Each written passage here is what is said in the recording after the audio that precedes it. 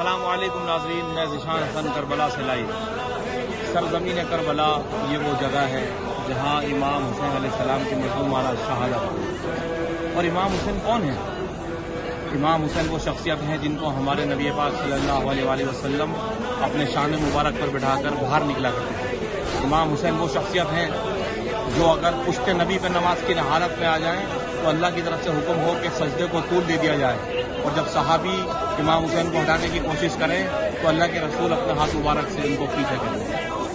تو یہ وہ جگہ ہے جہاں پہ امام حسین کا روضہ مبارک میرے پیچھے آپ دیکھ سکتے ہیں۔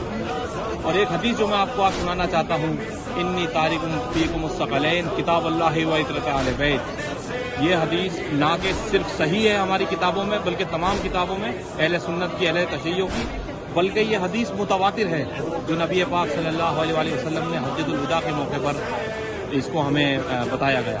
اور اس کا مطلب کیا ہے؟ اس کا مطلب یہ ہے، اس حدیث کو حدیث ثقلین بھی کہتے ہیں، اور اس کا مطلب یہ ہے کہ میں تمہارے درمیان دو بھاری چیزیں چھوڑ کے جا رہا ہوں۔ ثقلین کہتے ہیں دو بھاری وزنی چیزیں، ایک کتاب اللہ یعنی اللہ کی کتاب کلام پاک، اور دوسری عترۃ اہل بیت۔ ہم سب اس بات کا دعویٰ کرتے ہیں کہ ہم اہل بیت علیہ السلام سے بے انتہا محبت کرتے ہیں، لیکن آج میں آپ کو جو دعوت دینا چاہتا ہوں وہ یہ کہ کیا صرف محبت کرنا کافی ہے یا ہمیں ان سے مودت کرنی ہے اور ان کی اتباع بھی کرنی ہے؟